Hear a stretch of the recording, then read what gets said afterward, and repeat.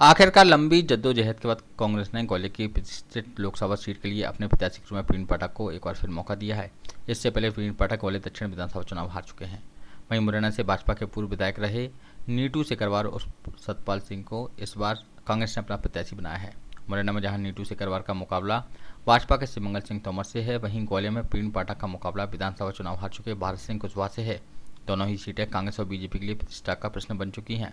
हालांकि ग्वालियर सीट पर पूर्व सांसद रामसेवक बाबूजी का नाम प्रमुख रूप से लिया जा रहा था, लेकिन समझा जाता है कि पार्टी के भीतर ही कुछ लोगों के विरोध के चलते प्रवीण पाठक टिकट पाने में कामयाब हो गए।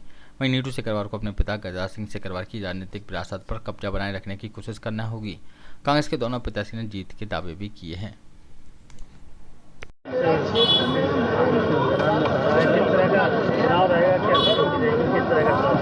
आपके चैनल के माध्यम से मैं कांग्रेस पार्टी के शीर्ष नेतृत्व को इस बात के लिए बधाई देता हूं कि उन्होंने सदने से कार्यकर्ता पर ग्वालियर में लोकसभा प्रत्याशी के रूप में भरोसा जताया।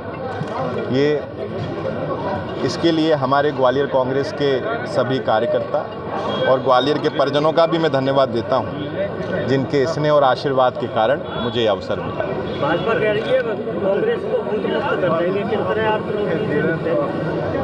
ये भाजपा जिसका चाल चरित्र और चेहरा अलग है, जिसने कहा था कि 2 करोड़ रोजगार देंगे, जिसने कहा था कि 15 लाख रुपए खाते में आएंगे, यदि आपके खाते में 15 लाख रुपए आ गए होंगे तो ये हमको बूथ मुक्त भी कर देंगे।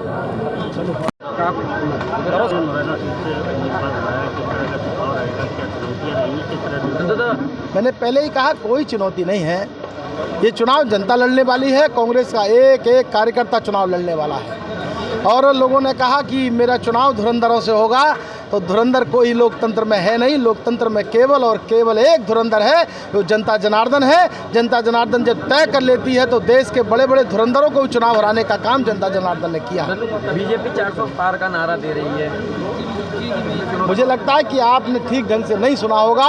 बीजेपी तो 600 पार का नारा दे रही है। जब लोग फेंकते हैं तो ये भूल जाते हैं कि लोकतंत्र में कि वो क्या बोलने वाले हैं और क्या बोल रहे हैं। मैं जब भारतीय जनता पार्टी का एमएलए था, मुझे आज भी याद है, अमित शाह ने कहा 200 पार का नारा दिया, और 200 पार का नारा देने के बाद 2018 में कांग्रेस की सरकार बनी। और इस बार अगर 400 पार का नारा देंगे तो मैं विश्वास के साथ कह सकता हूं कि फिर कांग्रेस पार्टी की सरकार बनेगी। देखिए, मेरी जो राजनीतिक यात्रा की शुरुआत हुई वो छात्र राजनीति से हुई है। मैं लंबे समय तक छात्रों के लिए संघर्ष किया है मैंने, और मेरा अधिकतम फोकस जो रहने वाला है छात्रों के लिए, युवाओं के लिए रहने वाला है। युवा कैसे समाज की मुख्य धारा से जुड़े, मुरैना जिले का, श्योपुर जिले का कैसे बेरोजगार नौजवान, उनके लिए कैसे रोजगार के मुहैया साधन मुहैया हों, ये मेरी प्राथमिकता रहने वाली है। कांग्रेस विधायक सहित अन्य मुरैना के कांग्रेस नेताओं को नाराजगी जाहिर मुझे आपके माध्यम से मालूम पड़ रहा है किसकी नाराज़गी क्या है। रामनिवास जी मेरे पिता तुल्य हैं। मैंने जीवन भर उन्हें चाचा जी कहकर संबोधित किया है, और मैं तो मुरैना जिले का रहने वाला हूं, वहीं से जिला पंचायत अध्यक्ष रहा, वहीं से विधायक रहा। तो मुझे लगता है ये बात मेरे तारतम्य में नहीं, अन्य लोगों के तारतम्य में कही होगी। और मैं रामनिवास जी का सम्मान करता हूं। रामनिवास जी की ताकत पर हम विजयपुर जीतेंगे, ये श्योपुर जीतेंगे और पूरा मुरैना जिला जीतेंगे।